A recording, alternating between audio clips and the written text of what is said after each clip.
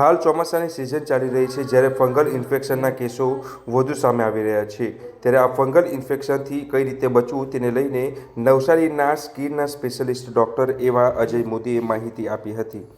પહેલાં ફંગલ ઇન્ફેક્શનના કેસો ખૂબ જ ઓછી માત્રામાં આવતા હતા, પરંતુ હાલ સમયમાં એકાએક સમય જે બદલાતા આવા કેસો વધુ સામે આવી રહ્યા છે. ડૉક્ટરનું કહેવું છે કે આવા ફંગલ ઇન્ફેક્શનથી બચવું હોય તો કેટલાક પ્રકારના મુદ્દાઓ તમારે ધ્યાન રાખવાની ખૂબ જ જરૂર છે, જેમાં ખાસ કરીને જીવનશૈલી અને જે હાઇજેનિક બાબત પર ખાસ ધ્યાન રાખવું જરૂરી છે. ખાસ કરીને દિવસમાં 2 વખત નહાવું જોઈએ અને કોટન કપડાં પહેરવા જોઈએ તેવું ડૉક્ટરની સલાહ છે. પહેલાંના સમયમાં લોકો ખુલ્લા અને પાયજામા જેવા કપડાં પહેરતા હતા, જેના કારણે તેમને આ ફંગલ ઇન્ફેક્શનનું પ્રમાણ જોવા મળતું ન હતું, કારણ કે હવાનું આવન જાવન યોગ્ય માત્રામાં રહે છે. હાલના સમયમાં લોકો ચુસ્ત કપડાં પહેરે છે. જીન્સ જેવા કપડાઓને કારણે આ ફંગલ ઇન્ફેક્શનનું પ્રમાણ પણ શરીરમાં વધી રહ્યું છે. જેમ ગરમીના સમયે તેમજ અન્ય ઋતુઓમાં ખાવાની વસ્તુ બહાર પડી હોય અને તેને ફૂગ લાગી જાય અને શરીર પર પણ આ જ પ્રકારે ફૂગ લાગવાની ઘટના બને છે.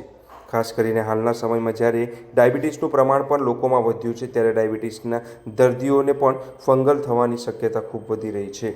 આવા સમયે જ્યારે ડાયાબિટીસ અને ઓપરેશન કંટ્રોલમાં ન હોય ત્યારે આવા બનાવો બનવાની શક્યતા વધી જાય છે. હાલના સમયમાં લોકો ડાયરેક્ટ મેડિકલના કાઉન્ટર ઉપરથી દવા લઈને વિવિધ રોગોનો ઈલાજ કરતા હોય છે, જેના કારણે શરીરમાં બદલાવો થાય છે, જે ફંગલ ઇન્ફેક્શનનું કારણ બની શકે છે.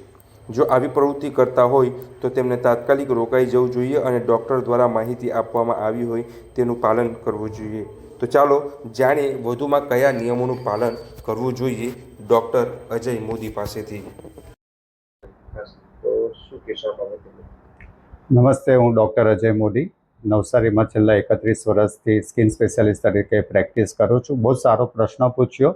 અત્યારે બહુ જ પ્રોબ્લેમેટિક જે વસ્તુ છે એ ફંગલ ઇન્ફેક્શન છે. અમે ભણીને જ્યારે બહાર નીકળ્યા ત્યારે કેસો હાર્ડલી 1-2 કેસ આખા દિવસમાં જોવા મળતા. અત્યારે પરિસ્થિતિ એટલી બધી ખરાબ થઈ ગઈ છે કે 10માંથી 8 પેશન્ટ ફંગલના હોય છે. એના ઘણા બધા કારણો છે અને ફંગલ ઇન્ફેક્શન પહેલે ટ્રોપિકલ કન્ટ્રી પૂરતો જ લિમિટ હતો, પણ હવે તો પાન એન્ડેમિક જેવો થઈ ગયો છે. એના ઘણા કારણોમાં તો હાઇજીન બરાબર મેન્ટેન ન કરવું, લાઇફસ્ટાઈલ તમારી, ઓબેસિટી, ડાયાબિટીસ, એવા ઘણા બધા કારણો છે કે જેને લીધે આનું પ્રમાણ વધ્યું છે. તો આપણે હાઇજીનમાં પહેલેથી અને લાઇફસ્ટાઈલમાં વાત કરીએ તો દિવસમાં 2 ટાઈમ નાહવું જોઈએ. કપડાં કોટનના સૂતરાઓ પહેરવા જોઈએ, જે અસલ આપણે પાયજામા કે એ રીતના કપડાં પહેરતા, એ સારામાં સારા કપડાં થાય. અત્યારે ટીનેજર્સ જોશો તો એ સ્પોર્ટ્સના કપડાં પહેરશે, નાયલોનના ટ્રેક પહેરશે અને નાયલોનના ટી શર્ટ પહેરશે. એ જે ડ્રાય ફિટ હોતા નથી. ડ્રાય ફિટ હોય તો એ તમને કામ લાગશે, બાકી આ વેધરમાં એ કામ લાગતા નથી. ઘણા સ્કૂલોના છોકરાના ડ્રેસ બી નાયલોનના ટ્રેક અને નાયલોનના ટી શર્ટ થઈ ગયા છે. તો ઘણી બધી સ્કૂલોમાંથી એક સાથે 10-15 પેશન્ટો છોકરાઓ મારી પાસે ફંગલના આવે છે.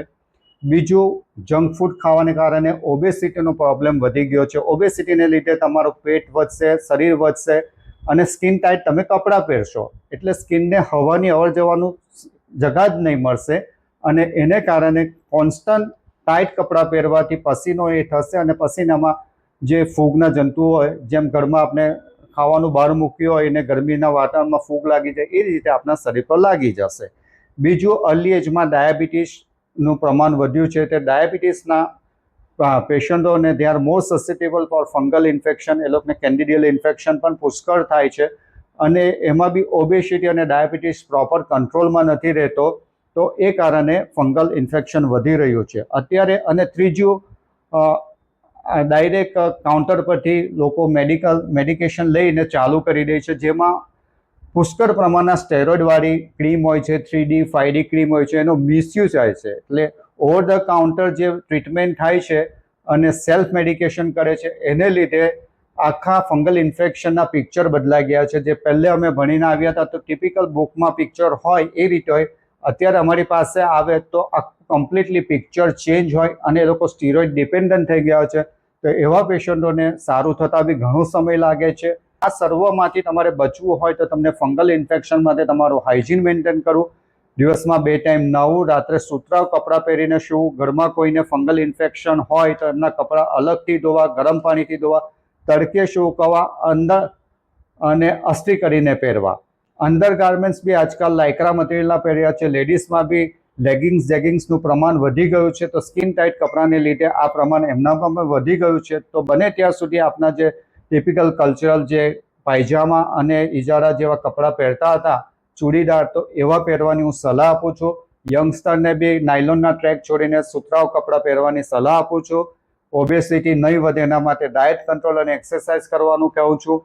અને સુગરના પેશન્ટને રેગ્યુલર શુગર કંટ્રોલમાં રહે એ માટે પ્રયત્ન કરું છું. પ્લસ નવું જનરેશન હેલ્થ કોન્શિયસ જે છે એ જીમમાં જાય છે, પણ જીમમાં બી એ લોકો એ જ કપડાં નાયલોનના પહેરે છે, જે ડ્રાય ફિટ નથી પહેરતા. તો દરેક જીમિંગ જે કરતા હોય એમને કહું છું, જીમમાં જવા પહેલાં ને જીમમાંથી આવ્યા પછી તરત બાથ લેવું, અંડર ગાર્મેન્ટ સહિત દરેક કપડાં તમારે બદલવા જોઈએ.